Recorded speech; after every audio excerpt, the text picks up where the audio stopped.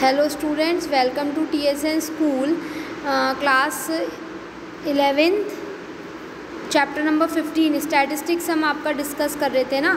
Mean deviation for ungrouped data में करा चुकी थी। Now we are studying mean deviation for grouped data. तो ग्रुप्ड डाटा के लिए मैं मीन डिविएशन कैसे निकालूंगी। We know that data can be grouped into two ways. कोई भी डेटा है तो उसको मैं दो तरीके से ग्रुपिंग कर सकती हूँ।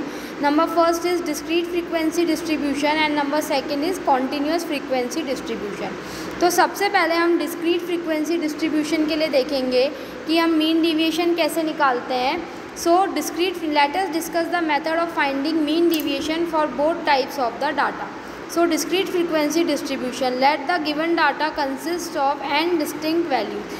मैं मान लेती हूँ कि जो मेरा गिवन डेटा है उसमें n डिस्टिंक्ट वैल्यूज़ है ना, x1, x2 and so on xn, occurring with frequencies f1, f2, fn respectively. तो x1, x2, xn मेरा डेटा है जिसकी फ्रीक्वेंसीज क्या है students, f1, f2, fn respectively.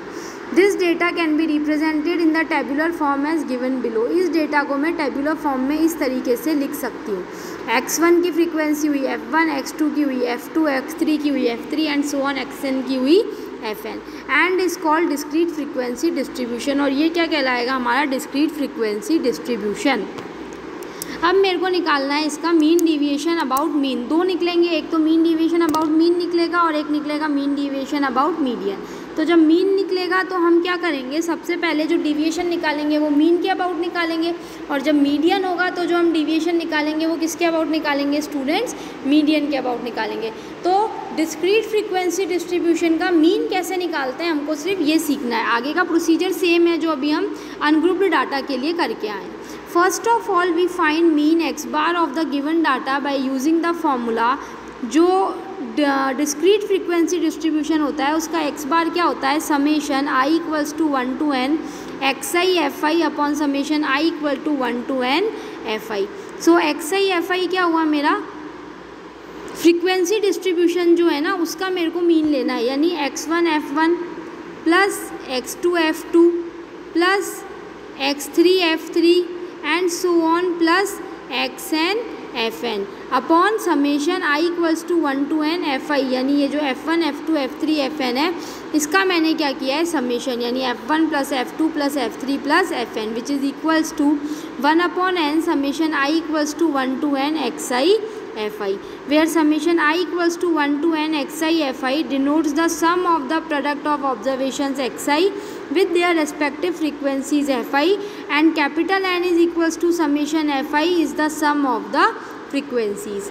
Thus then we find the deviation of observations xi from x bar। अब मेरे को x बार पता चल गया, xi fi तो क्या है, sum of the product of observations xi with their respective frequencies, और कैपिटल N क्या दे रखा है मुझे, सम ऑफ फ्रीक्वेंसीज दे रखा है।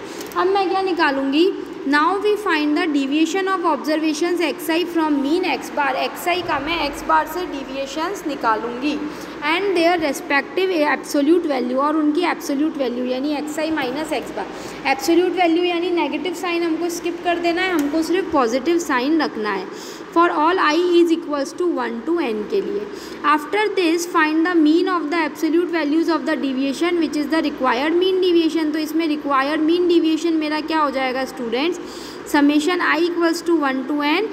ये जो हर मीन डिविएशन आएगा इसको मैं यहाँ f से मल्टीप्लाई करूँगी। जैसे ही फ्रीक्वेंसी पिक्चर में आती है मुझे हर ऑब्जर्वेशन को f से मल्टीप्लाई करना पड़ता है।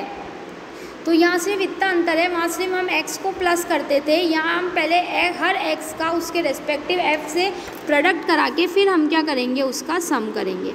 तो summation i is equals to 1 to n fi xi minus x bar, यानी ये हर मीन डिविएशन, जैसे x1 माइनस x बार निकला तो x1 माइनस x बार जो भी निकला उसको मैं किससे मल्टीप्लाई कराऊंगी, f से।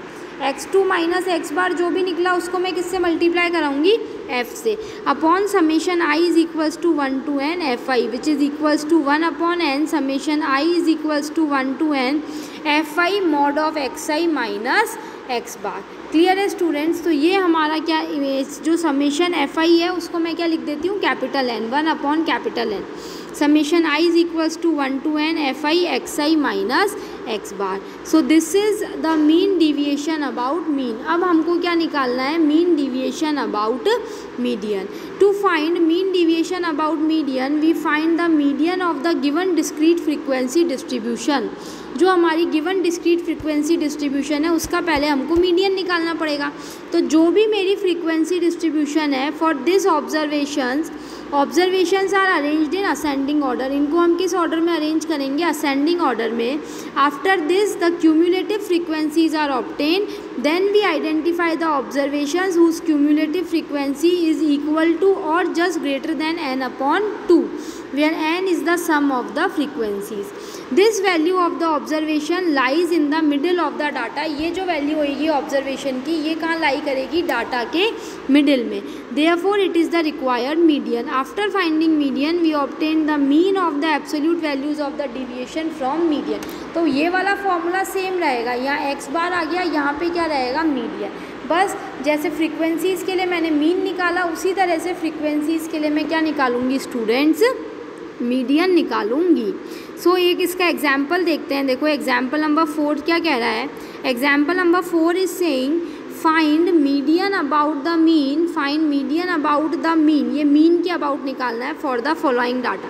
तो x1 दे रखा है 2, f1 दे रखी है 2, x2 दे रखा है 5, f2 दे रखा है 8, x3 दे रखा है 6, f3 दे रखा है 10, x4 दे रखा है 8 तो उसके करस्पॉन्डिंग f4 है 7, x5 है 10 तो उसके करस्पॉन्डिंग f5 है 8, x6 है 12 तो उसके करस्पॉन्डिंग f6 है मेरा 5। Let us make a table 15.1 of the given data and append other column, यानी मैं दूसरे कॉलम ऐड कर रही हूँ। तो ये मेरा xi हो गया 2, 5, 6, 8, 10, 12। ये मेरा इसके करस्पॉन्डिंग fi हो गया 2, 8, 10, 7, 8, 5। अब मेरे को क्या चाहिए, fi xi। तो ये मेरी fi xi हो गई, ये इसका सम हो गया। fi xi यानी 2 × 2 4, 5 × 8, 6 × 10, 8 × 7, 10 × 8, 12 × 5।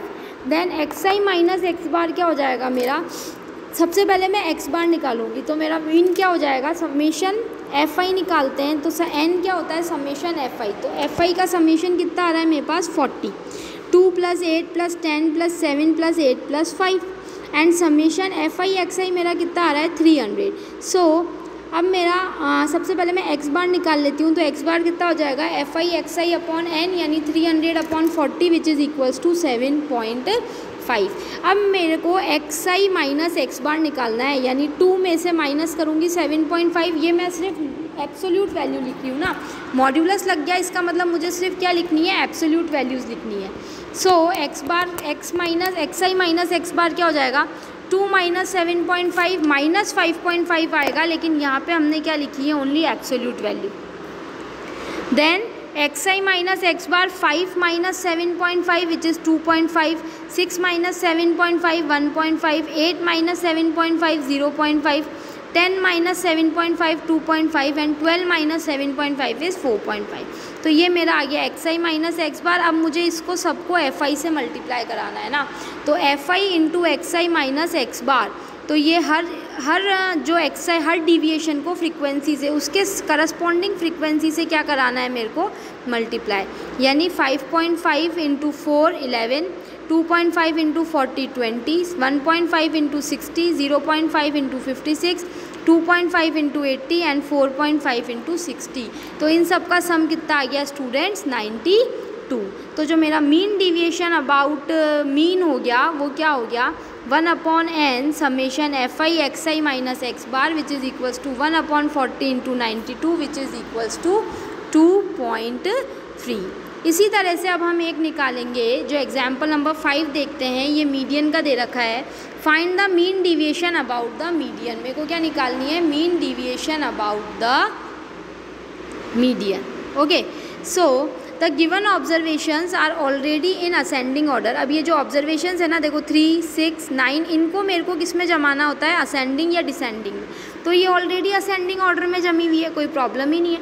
The given observations are already in ascending order, adding a row corresponding to cumulative frequencies. मैं इनकी क्या लिखूंगी, क्यूम्यूलेटिव फ्रीक्वेंसी लिखूंगी।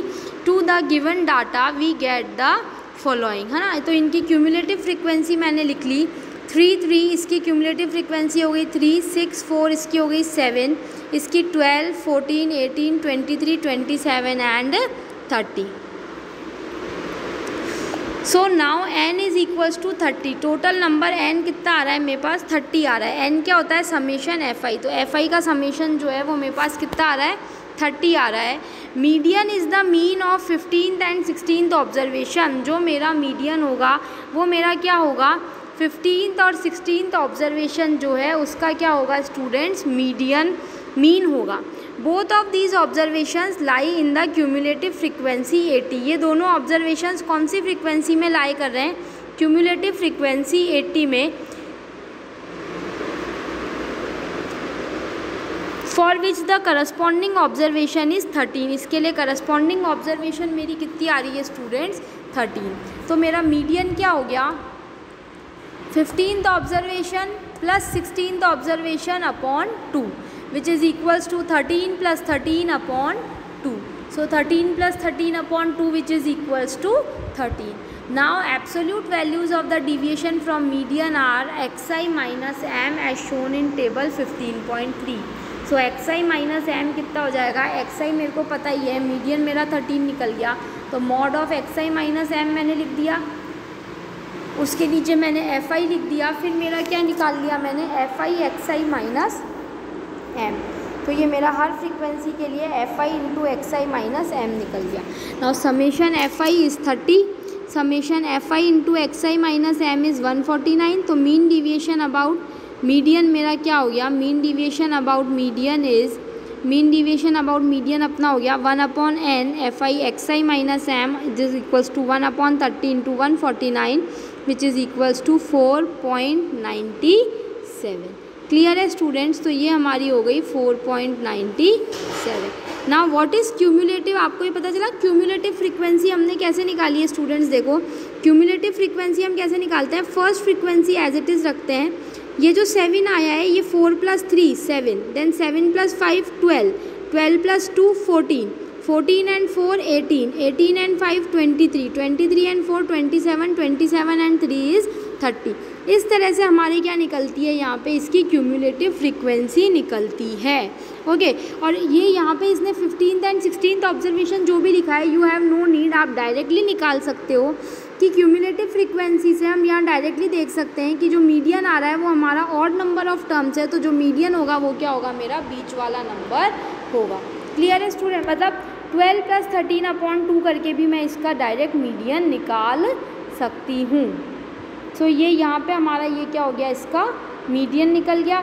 मीन डिविएशन फ्रॉम मीडियन हमने निकाल लिया. नेक्स्ट क्लास में हम डिस्कस करेंगे कंटिन्यूअस फ्रीक्वेंसी डिस्ट्रीब्यूशन का मीन डिविएशन हम कैसे निकालेंगे.